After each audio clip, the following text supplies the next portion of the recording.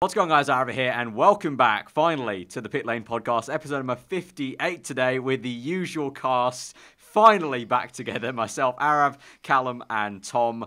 It's been a while. Obviously, the summer break came around, so really there was no point of us doing various podcasts during the summer break. And then, unfortunately, obviously, with the new F1 game coming out, there was just, all three of us being very, very busy making our own content. These two had work on the weekend as well, but finally we're here to review to review the Belgium Grand Prix and preview the Italian Grand Prix, which is coming up. Obviously, a double-header. Really, really nice way to come back to the second half of the season. Bang, double-header. And a really, I think, tense and intense race at the Belgium Grand Prix, especially for both Sebastian Vettel and Lewis Hamilton at the end with the safety car restart. But guys, obviously, I know Callum had some very strong, really likes and opinions of the Belgian Grand Prix, and Tom as well. I think all three of us, generally, we all enjoy that Grand Prix, right? Yeah. I loved it. Absolutely loved it to bits. Like there was just something about Spa which, on the face of it, wasn't the best race. But if you look deeper into it, when you listen to interviews from both Hamilton and Vettel, the tactics, the 110% pushing throughout the entire race, which obviously we haven't seen that much because from previous years, saving tyres and all the time, around one of the best tracks on the calendar, if not the best, two of the best drivers of the generation, going at it for this title. Literally after the summer break, both of them have hit the ground running, and it's really set up the rest of the season. Yeah, definitely. And, we're going into Monza next, who you have to think is faith for Mercedes, but based off what Ferrari said after Spa, they feel pretty confident around there, saying Spa was their last track they were worried about, so have they got something in store for Monza? But, wow. No, I agree, it's looking interesting. You have to wonder, obviously, after the summer break, you would have thought we would have seen more upgrades on the cars, which is something that I didn't really catch much of. So maybe Ferrari might have something big for Monza after announcing both of their drivers. So, perhaps. Yeah, Mercedes also literally just now, I think earlier today, as we're recording this on Tuesday, midday, they announced that the whole oil burn kind of feud between Ferrari and Mercedes. Mercedes are allowed to use their oil, I can't even say the word, oil burning tactics. So that's a little spark as well. Obviously, Seb even admitted that, the Mercedes were just too good, or just every single straight around Spa. And obviously, Callum talked about the brilliant bit of tactical play from Hamilton, which just it was just amazing racecraft to hear back from, Vettel also describing what happened. And he knew straight away what was happening there. Obviously, if you didn't know already, you haven't caught it.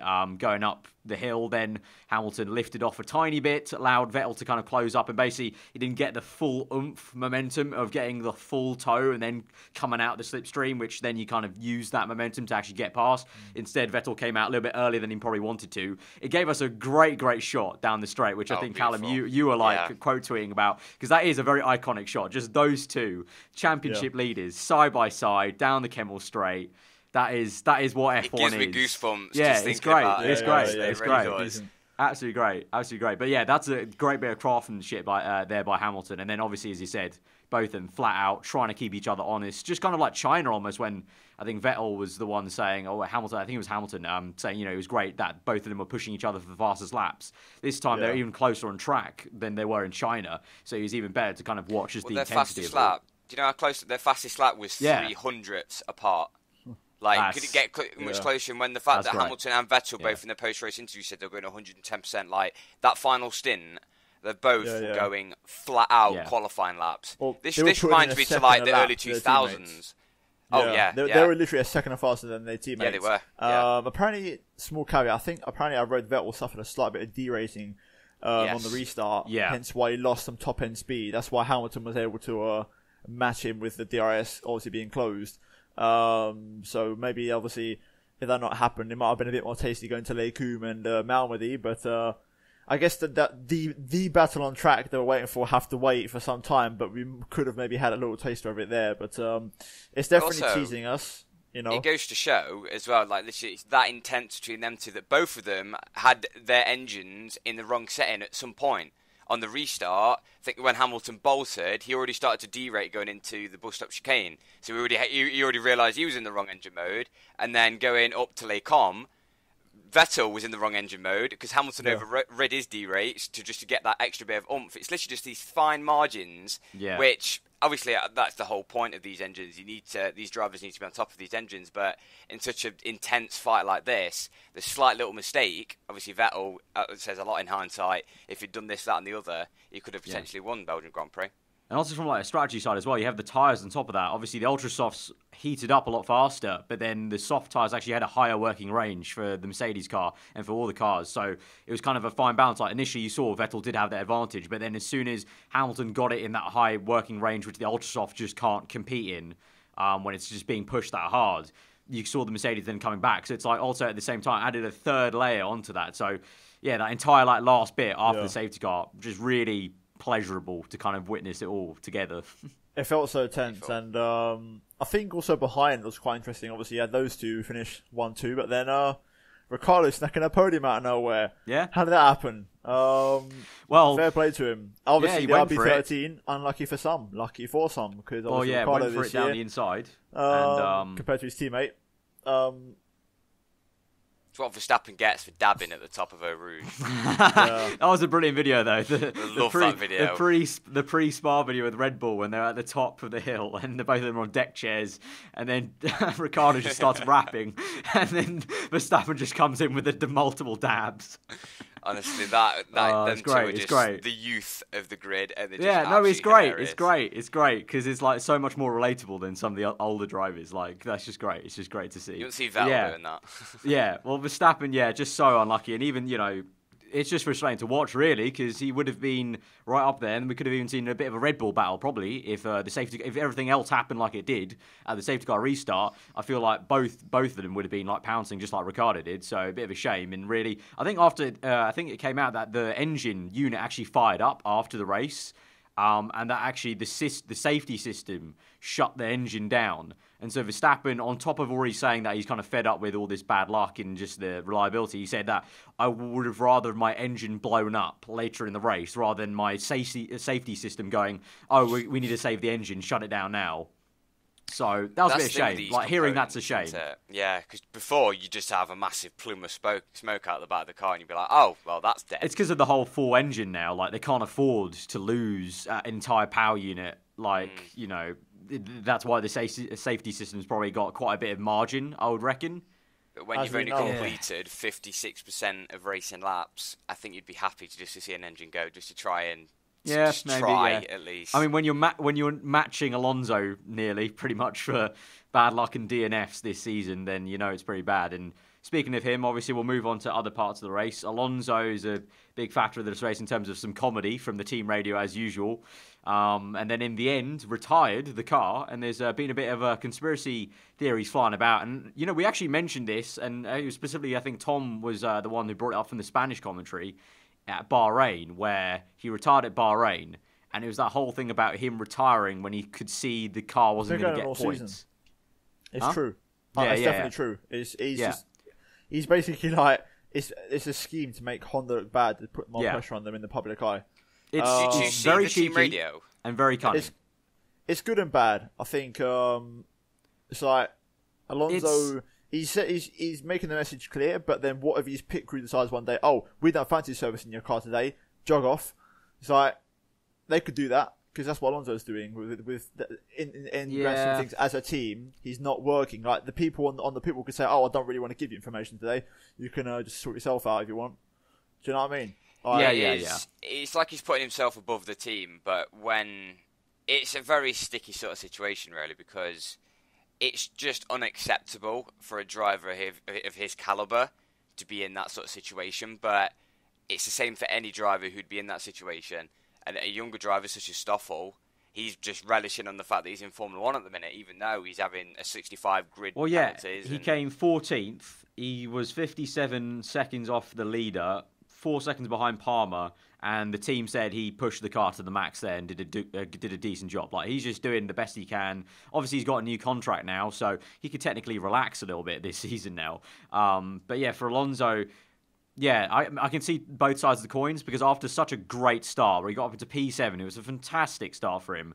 Then to just go backwards so fast as soon as DRS got kicked in, it's just a real shame. But at least for us for entertainment factor, the radios came back and it was a joy. And like I think you were about to say, Callum, the whole actual radio thing was the specific thing was he asked, "Is there rain coming?" Yep. His engineer said, "Nope, no rain." And immediately, like pretty much soon after, he was like, "Okay, we've got an engine problem, need to retire." He came in. Honda just agreed, and McLaren agreed to bring him in because they just thought as a precautionary thing. They couldn't see anything on the data, but they thought precautionarily, let's bring it in.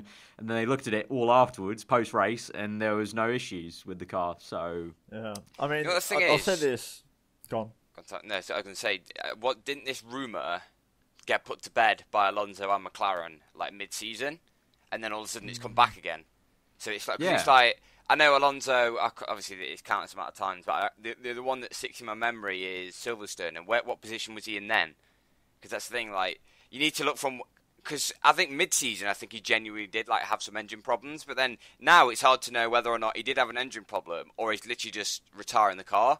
Because obviously the rate of retirement between Van Dorn and Alonso, the amount of times that it's been the team telling Stoffel to box, and then it's the amount of times Alonso's got an engine problem.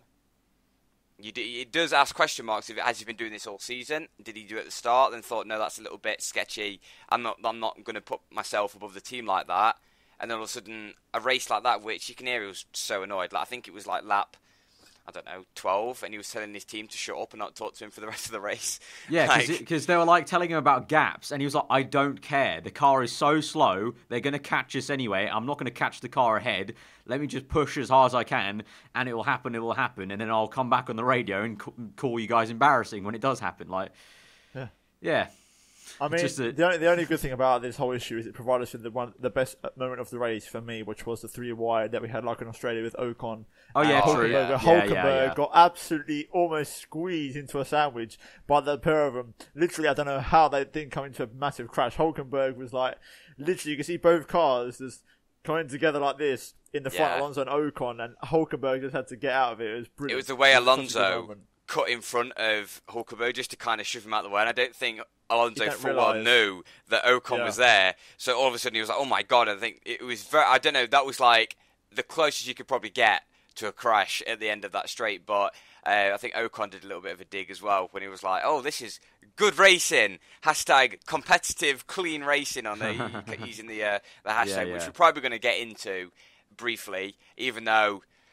It's just. I mean, it's for me. It's black and white. It's black and white. It's black and white. The first, so we'll get into it. The Force Indias obviously had 2 tangles. The first one was in the same sort of area really, but it was obviously less dramatic. But both of them tangling tyres and sidewall of tyres, and like basically going 3 wide. Perez didn't look in his mirror properly in the right, and basically went a little bit too right, and there was nearly a bit more contact than there should have been. That was fine. Was Perez's fault, I think, but nothing happened, so it was all good. It was his fault. He said, and he admitted it was fully his fault. Yeah, but it's a racing incident. He's just saying that because he just doesn't want to take blame for the second one. It's just it's an ego thing. Like the first one, I think so, but it was also he just didn't look in his mirror, so that's also kind of swaying towards his side. But also, I mean, 3 wide up there, it's going to always be very, very tricky. Because Ocon said the first one is just like a racing incident. Even Ocon said it. Like. I can read straight through Perez. I know a lot of people like him, textbook, especially out here. A lot of people do it. It's very sly. I don't like it. The first one, he just completely I don't know why he's taking so much blame for that. He's just merely covering himself for the second one, which was absolutely atrocious. And if anything, I think a penalty for it. Ocon was at more fault for the first one than the second, really, because. Going down the outside, when 2 drivers are side by side in front of you, making it 3 wide with drivers going into a rouge, obviously isn't the cleverest thing to do. Like, don't get me wrong, there is going to be some sort of incident there. Not putting the blame on Ocon at all much on that one, but it's probably more his fault than Perez, playing devil's advocate. Devil's advocate. There was more of a gap in the second incident than there was in the first. So Perez taking the blame is just a bit like, he is covering himself for the second incident, because the first one, it was just a squeeze. But we'd like to see that, though, because we've seen so much 3 wide action this year. Well, yeah, that was great. And the second one's just textbook. Like, Perez had so much space on the left. Ocon had such a great switchback into turn 1, such better traction, and he was literally alongside him, and he was still being turned right towards the wall. there's no arguing there. There's just no arguing. Don't get it wrong. Like Perez said, like, there wasn't much room there. Like, you had so much room on the other side, and fair enough. I mean, I can see that. I think if it wasn't Ocon, it wouldn't be as bad. Like, if it was just like Palmer or something, or Hulkenberg, and that happened, you'd be like, oh well. I mean, there wasn't really a gap there, and I mean, you know, you're sort of racing Perez, but because his teammates, the fact Perez is willing to do that to Ocon is like, what? Well, that escalates it more. It's their history, isn't it? It's because the official F1 account has already made a video displaying all of their friction so far this season. Yeah. And that's a bad thing. Obviously, the last time we saw this is really Hamilton and Rosberg with all their incidents 2016. But it's a bad thing for a team that's trying to get 4th place in the championship. And don't get me wrong, they've been doing incredibly well this year, and Ocon still picked up 2 points from Spa, so he's still finishing the points again. Yep. And he still managed to come back. Obviously, he only had a little bit of front wing damage, and with the safety car coming out, he didn't lose as much time. But it's this, I don't know, I can't get along with Perez, and I think, Tom, me and you are on the same wavelength. When it comes to, it's just his attitude towards it all, especially against his teammate. It's like, it was similar with, I think it kind of almost goes back, because he had a very good working relationship with Hulkenberg, but it was with JB and McLaren, which is the reason why he got kicked out of McLaren so quickly. It was because of his racing attitude. McLaren was just like, sorry, no, we can't handle this. We want world-class professional drivers. And a few Perez fans might hate us on this one, but he just needs to sort his attitude out. Yeah, well, there was plenty of haters in the comments for like the official account. But I don't know. It's just it's your teammate. Like, you can't just say he's racing. Yeah, come on a minute. Just wake up in the fact that people are like, oh, Ocon's like the rookie and all this. Like, I don't know why. I just love Ocon to bits. I don't know why. I do have a soft spot for him because it's his first full season, first track where he's come back, and he is now his technically second season because obviously he's already raced the tracks and so forth. But I don't know. He's already pushing Perez to the limit. I feel like Perez he's been a little bit rustled by it, and he isn't liking it whatsoever. For sure. I think he's super talented, and he's to come in to Force India like that and be so consistent straight out of the box. Yeah, I think the commentator said that as well during the mid-race. Like, this guy's got a future. Like, he's going to be there in years to come. Still, hopefully, in a top team. Then eventually, But I don't know. The incident as a whole is just like baffling. I think, like, say if like there's Marcus Ericsson who he squeezed into the wall, and then you're like, yeah, that was a bit nasty, but at the same time they're racing. But just the fact it's his teammate after everything that's happened, it just makes it so bad. And like I said, I don't believe for one bit that Perez genuinely means when he says the first one was his fault. But if he does genuinely mean that the first one was his fault, then surely for the second one he wouldn't have. It's so much worse. That sort of move. Exactly. So that's what I'm saying. It's empty words and statements in the first one. Yeah. Otherwise, he's basically spewing BS. So it's the way aren't they comparing it to the Baku incident as well? Because but again, it's not like it's so different. It's such a different incident. I don't get where people are coming from on that one. I mean, it was light and day between. It was an exit of a corner. This is on a run down to one of the fastest corners in Formula One. You've got there was a restart compared to just a general racing, and we're on board. We were on board with Ocon when it happened. And live. We saw it live. When I saw it, I was like, oh, this is a great cutback. He's going to get him going into a Rouge. Like, this is going to be a great display of racing. Oh, wait, let's just squeeze him into a wall. Like, what? Come on. And now after it, because of that, now, like you said, they're trying to get fourth. Force India is saying that, well, if there's one more incident, there could be a race ban for them, or they're not allowed to race anymore from now on, which is just a shame. So, yeah. They're team orders. So, no more of that drama. Well, I don't think so. There'll probably be something later on. There will be something. There'll be something. I bet there'll be something next week. It's going to get to that point now when neither of them is going to be willing to do the favour for the team. Where no one's going to get out of the way for one or the other unless the team threat them. Perez wasn't doing that anyway in Canada, so they've started off on the wrong foot. And it's not that you don't see the respect that you get, such as at Red Bull when they're just letting each other through when they're having a go, or Toro Rosso, well, debatable. Mercedes, obviously, more recently. So it's just this working relationship now, and obviously going to social media, displaying slight unprofessional tweets. Like, don't get me wrong, as fans we love it. They should have just they should have just had a closed meeting behind closed doors and then come out with some apologetic tweets. Well, clearly the debrief didn't go down well. Otherwise, Ocon wouldn't have come out and gone, Perez tried to kill me twice. I mean, it was pretty funny to watch, but obviously, yeah. I hope Ocon doesn't change, sort of, because he's got that little cheek about him where he's like, he's kind of a bit more social media savvy, I think, than Perez and like some of the other drivers. So I think we'll quickly rattle through the last bits of this review and get to the preview then for Monza. So for the rest of the points...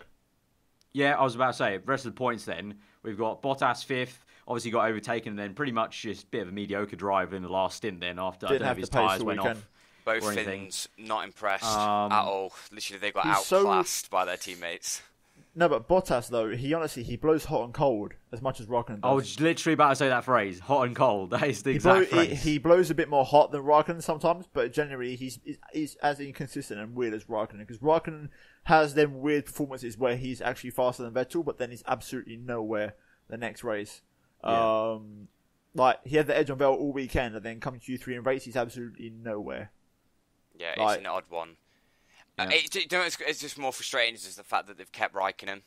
They've just gone with a safe option. I saw it and I was just like, of course they did. It was always going to happen. Typical Ferrari, of course. Typical top team, of course. I like it. I'm happy with it, though, because they've basically unofficially confirmed that Sauber will become a Ferrari B team. Therefore, expect Leclerc and maybe Giovinazzi in Sauber next season full time. I fucking hope so. Though, with Raikkonen, I think we can all agree on that one. The thing with Raikkonen is he always says, I wouldn't sign for Ferrari if I didn't think I had a decent opportunity to win the World Championship. Really? Does he still believe this after all this time? Well, literally, this exact same thing was said in the last, well, not podcast, but last video I did for the Pitlane podcast, sort of. The exact topic of, does he even want it anymore as badly? Like, surely he's just sort of there to kind of maybe enjoy his racing time at this point. Like... and it's just on the same weekend when you got Charles coming 25 seconds ahead of second place in a 25 lap or 26 lap race in a GP2 car, and him coming through the field in the and then the sprint race because he got disqualified for a plank being worn out and comes back through for points. Yeah, I mean, I understand. I think even Raikkonen said after Hungary, he said Charles Leclerc is like a future world champion. Yeah. I'm getting the vibe now that Ferrari are getting him ready for that seat. I think it's good to not rush him straight into it, because when you're up against Sebastian Vettel, who could be potentially winning the World Championship this year, you've got big shoes to fill and big pressure on you. So I think it's good that, like Mark Chioni basically said, Sauber will probably become a B team because I really hope so, because obviously they backed out the Honda deal and they've re-signed with Ferrari with proper up-to-date engines for next season. So with that, I'm guessing the drivers will come in the form of Leclerc and Gio. So yeah, it makes sense. Like on paper, it genuinely seems like now this summer, like Ferrari actually realised they've got a special talent there, and they've also realised that they've got a lot of good young drivers. So they've actually taken the opportunity now to make Sauber the B team. So hopefully I think that's good. And obviously, like getting back on track with the race results, I want to say just quickly, Hulkenberg's really impressing me this season. He's really he's doing a job on that car. Like, fair enough. I think also half the thing is it's a good car. It's just Palmer's just too bad to show it. I think it's a great car. I think it's a solid car. I would say it's great. I think Hulkenberg is getting the max out. Like, I remember he's pushing Q3, it, yeah. Yeah, in Q3 he said he wasn't happy with how the car felt, but he still bagged the P7. Like, I think Hulkenberg still is a special driver. I mean, you don't just win Le Mans, if you know what I mean. So yeah. I think honestly, wherever their lineup is for next season, I don't like to roll on too long, but Renault are a team to watch out for. I said it last season when, obviously at the end of last season when they announced Hulkenberg. Renault will be a team to watch out for in the years to come because they've got their manufacturer, they've got money to spend, and they made a bigger step this year than I thought they would. They've gone from being a consistent Q1 knockout last year to being a consistent P7 in Hulkenberg every single race. Best of the rest, innit? Yeah. Yeah. So next year, I think Alonso might go to Renault. Watch out. It's going to be between Alonso, Kubica, and Sirotkin and Palmer for that second seat next season. Bye, Palmer.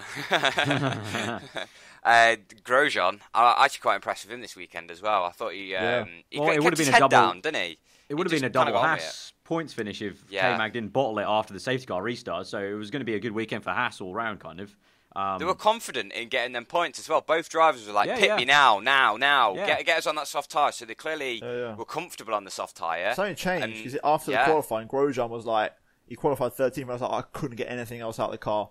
Like, we just don't have the pace around here. But then in the race, they just came alive a little bit, They're clearly banking on the race. And then Massa, from 16th on the grid to get up to 8th. Fair play. It's a decent job in what is pretty much at the moment a very poor car now. He said it felt like a race win, and he was taking a few jabs at Williams, wasn't he? Saying about the upgrades, saying they're just a bit rubbish. So, he said that in an interview. It did feel like a win there, even though it's only 4 points. Yeah, he was just like, obviously I've won races in my career, but this felt like a win. And I was just like, that is sad to see. And obviously Massa's got this fire, revitalised inside him now. And 8th place from 16th on the grid is incredible. And it's just the fact that ever since that Lance Stroll podium in Baku, they've been nowhere. Absolutely nowhere. Any sort of track, high speed, low speed, high downforce, low downforce. Nowhere. Absolutely nowhere. It's just absolutely gobsmacking to say where we were. If they don't turn up in the next one, then I don't know what's going on there. They have to turn up at Monza, surely. They have to. Yeah, straightlinespeed.com. They need to be there.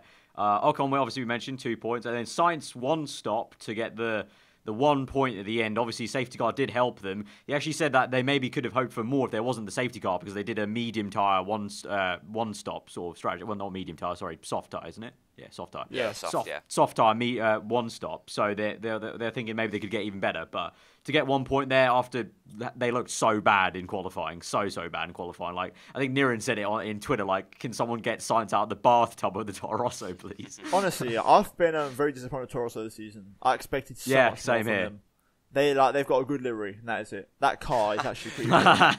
Good livery, should have good pace, must. I think Sainz is really doing a special job in that car. I don't think Kvyat's a bad driver. I think he's just average. He's like a Stroll.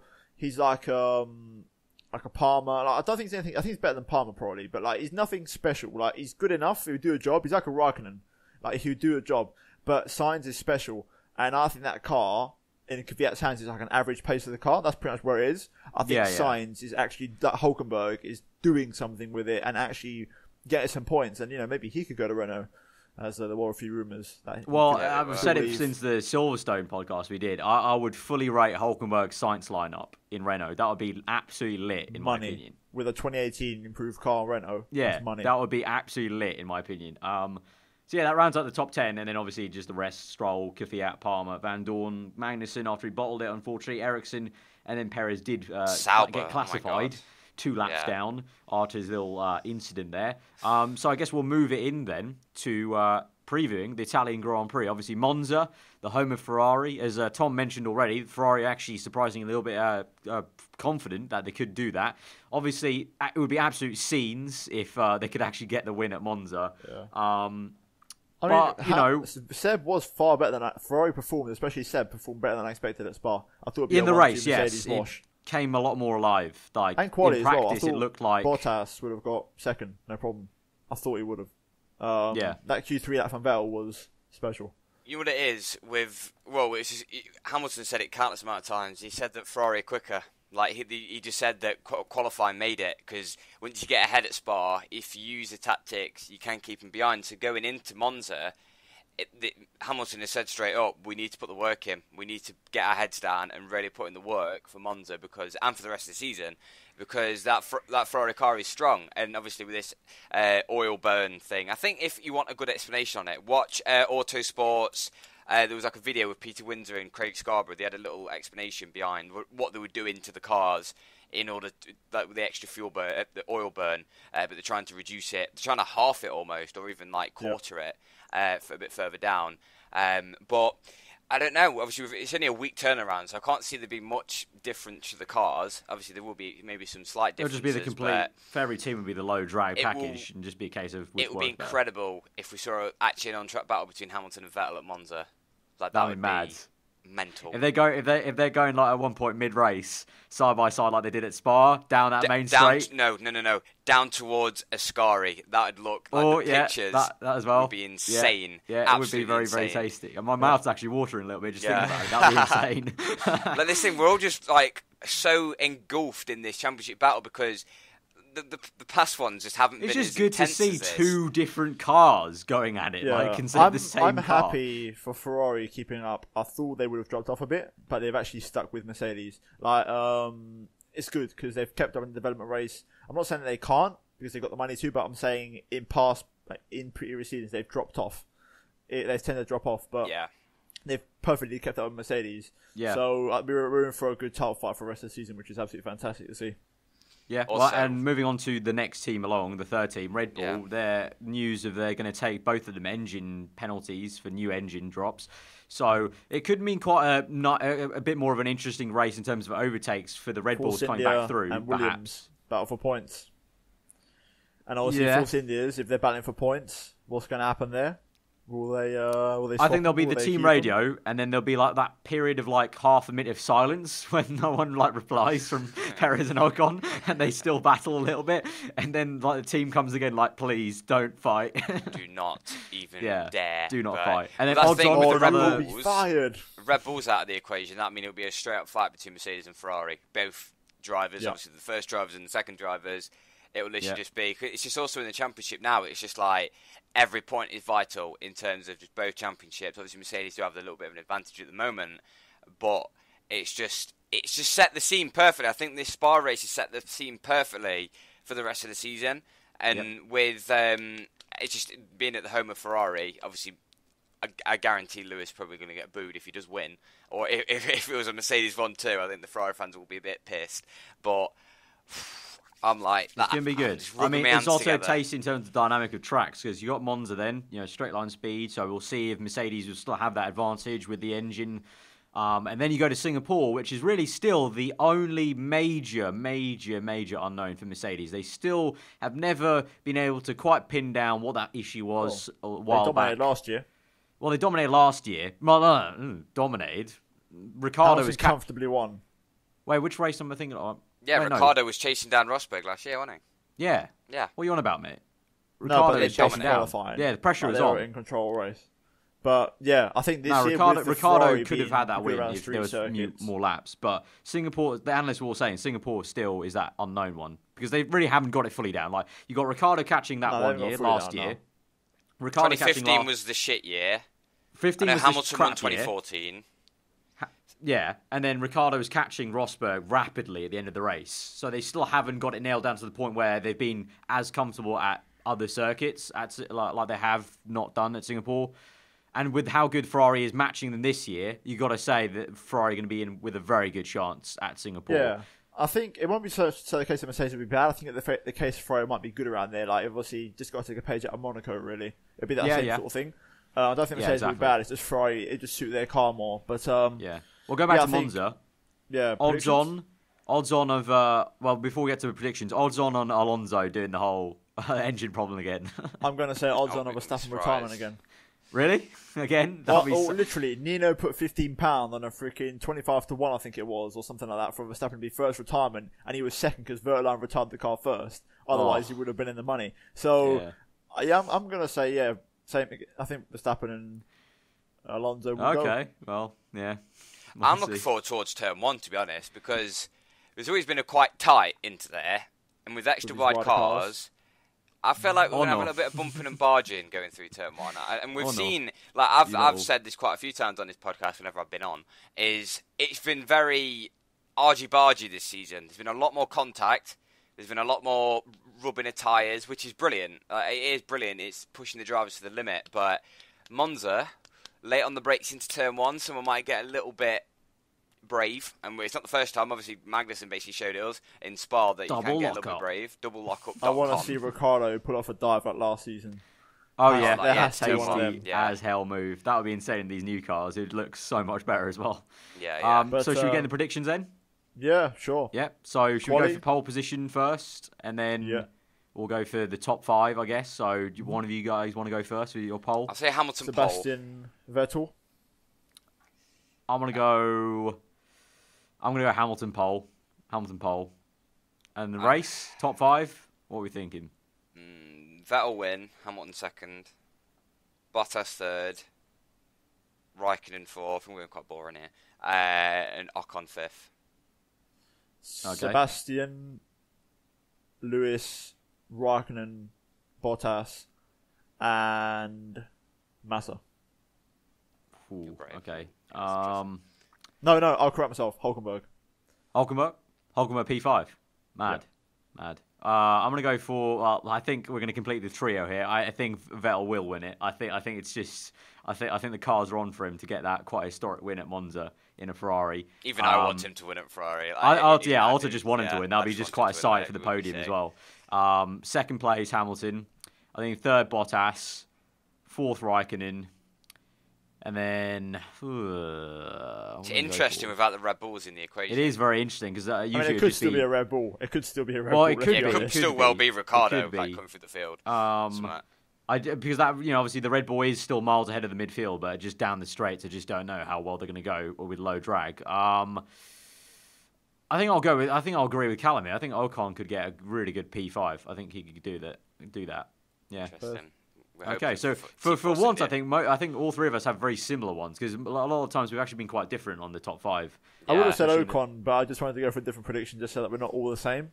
And you two have gone literally exactly the same on all five. I've just said Raikkonen third instead of fourth, and Hulkenberg fifth. So. I think Monza, as much as we want it to be a spectacular thing for the entire field, I think it'll probably end up being more again, just like Spa almost, but a little bit more maybe. Just spectacular for Vettel and Hamilton. I think it's going to be very much like classic Monza, like very much straight line speed is going to dominate everything. Monza is a hard track to nail as well. It's very braking, and because you're running the car such on the limit of low wings that it really is kind of a pin to needle braking and then turning. It's very, very tricky. The opening lap's going to be very exciting, of course, but then I think once they level out, it's going to be very, very tough to make overtakes if your car doesn't have that pace in a straight line.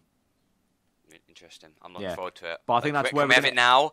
Can we watch it now? Yeah, can we get to that now? Can we just skip to qualies right now and then go to the race? I think that's where we're going to end it, guys. So it's been the podcast, episode number 58. Hope you guys have enjoyed the return of us three as a unit. Obviously, yes, I know we've been kind of a little bit hit and miss with the podcast lately. Obviously, the summer break came in, so that was the obvious place to take a bit of a breather because obviously there wasn't actually too much news cracking off during the summer. And then obviously we delayed this podcast from the race because both these guys were at work. I just felt like there's no need to rush it, especially now. Obviously, hopefully you guys can understand with the game being out. Obviously, us three, our main content is the game. It's not actually the podcast necessarily, so priorities there. But eventually we got it out, so we will hopefully be back a little bit sooner for the Italian Grand Prix review, to review that from the Sunday onwards. Hopefully not a Tuesday one again. But hope you guys have enjoyed this one. Hit the like button if you did. Let us know what you thought about anything we discussed in the comments below. Check out these two in the description, and all three of us Twitters above our heads as usual. Check out this channel for the podcast so you get subscribed when you're around here, and hope you guys enjoy the rest of your day. We'll see you guys next time. Goodbye.